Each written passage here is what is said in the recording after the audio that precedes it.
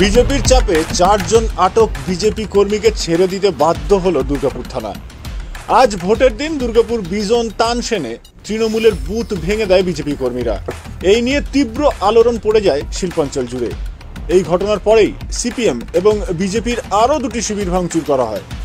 তৃণমূলের পক্ষ থেকে সরাসরি অভিযোগ করা হয় তৃণমূলের কয়েকজন আহত কর্মীর অবস্থা খুবই সংকটজনক এবং হাসপাতালে ভর্তি আছে। এর পরবর্তীতে ঘটনাস্থলে এসে পৌঁছান পঞ্চায়েত ও গ্রামোন্নয়ন মন্ত্রী প্রদীপ মজুমদার।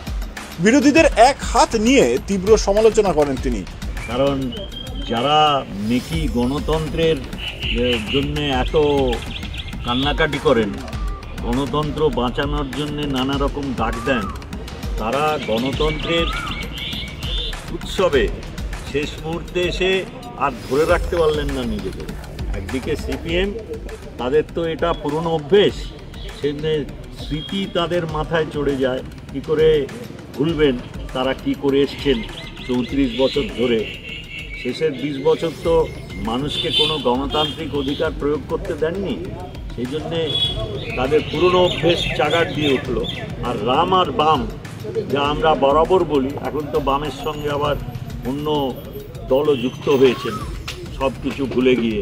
তো এরা ত্রিমূর্তি, তারা তৃণমূল কংগ্রেসকে গণতান্ত্রিক পদ্ধতিতে হেরে যাওয়ার আতঙ্কে আমাদের উপরে আক্রমণ করেছে।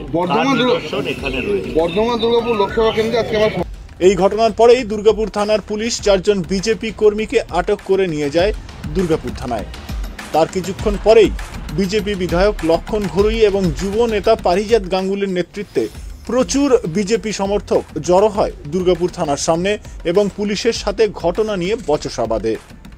এরপর বিজেপির চাপে পড়ে থানা থেকেই 4 জন আটক বিজেপি কর্মীকে ছেড়ে দিতে বাধ্য হয় পুলিশ।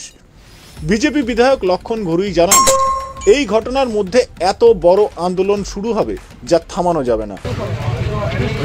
দুর্গাপুরে সকাল থেকে তৃণমূল তাণ্ডব শুরু করেছিল। আমাদের শুরু হয়েছিল আমাদের ব্যানার্জি দিয়ে, আমরাই শেষ হলো তানসেন দিয়ে। তৃণমূলের একজন নেতাকে অ্যারেস্ট করেনি। তৃণমূলের মন্ত্রীর চাপে পুলিশে দলদাস পুলিশ আমাদের জেলার সভাপতি প্রদীপ মণ্ডল, তার ফ্যামিলি সহ 4 জন অ্যারেস্ট করেছিল। আমরা পরিষ্কার পুলিশকে বললাম 1 ঘন্টার মধ্যে না ছেড়ে দেন তাহলে এখানে বৃহত্তর আন্দোলন শুরু হবে। আর সেই আন্দোলনের ঢেউ কোথায় পড়ে বুঝতে পারবেন। পুলিশ প্রশাসনে একদম ছেড়ে দেওয়া হয়েছে, বাইরে বেরিয়ে গেছি আর বাড়ি যাচ্ছে, এখন নিঃশর্তভাবে ছেড়ে দেওয়া হয়েছে। এরপরেই বিজেপি কর্মীদের থানা থেকে জয় শ্রীরাম ধ্বনি দিয়ে বেরিয়ে আসতে দেখা যায়। মারও খাচ্ছে বিজেপি, কেসও খাচ্ছে বিজেপি। টিএমসির একটাও গুন্ডাকে তুলে আনার ক্ষমতা নেই পুলিশকে। আমাদের কর্মী সত্যপা গাঙ্গুলিকে, আমাদের কর্মী 5-6টা কর্মীকে মেরেছে। আমাদের মহিলা কর্মী সত্যপা গাঙ্গুলি আইকিউসিটিতে অ্যাডমিট আছে, ওনার গলাতে ওড়না ধরে যে মানে ছেলেরা টেনে গলাতে দিয়ে করেছে, বাঁশ দিয়ে মেরেছে, উনি পড়ে গেছিলেন, অজ্ঞান হয়ে গেছিলেন, মারা যেতেন কিছুক্ষণ যদি হয়ে যেত। তারপরে আমরা খবর পেয়েছি, আমরা গিয়েছি, নিয়ে গিয়ে হসপিটালে অ্যাডমিট করেছি। তারপর পুলিশ দেখছি আমাকে তুলে নিয়ে এসছে, আমার সঙ্গে আমার ভাইদেরকে তুলে নিয়ে এসছে, 4 ভাইকে তুলে নিয়ে চলে এসছে, নাকি আমরা টিএমসিকে মেরেছি আর টিএমসির ক্যাম্প ভাঙচুর করেছি। আমি পুলিশকে বললাম আমরা করিনি, আমরা আমাদের কর্মীকে সবসময় মারবে, আমরা শুধু দেখতে থাকবো নাকি?